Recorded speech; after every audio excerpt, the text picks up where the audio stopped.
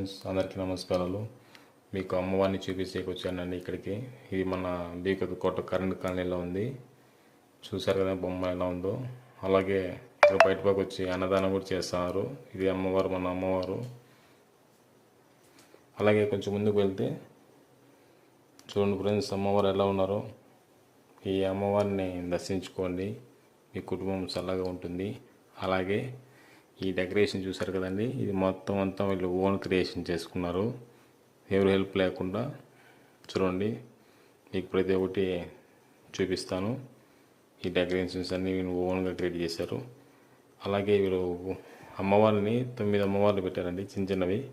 దీని గురించి కూడా అడిగాను, ఎందుకు ఇలా పెట్టారు అమ్మవారిని అడిగితే వాళ్ళు ఏమన్నారంటే ఒక్కొక్క కుటుంబానికి ఒక అమ్మవారిని తెచ్చిపెట్టారు, అది 9 కుటుంబాలు ఉన్నాయంట వాళ్ళవి.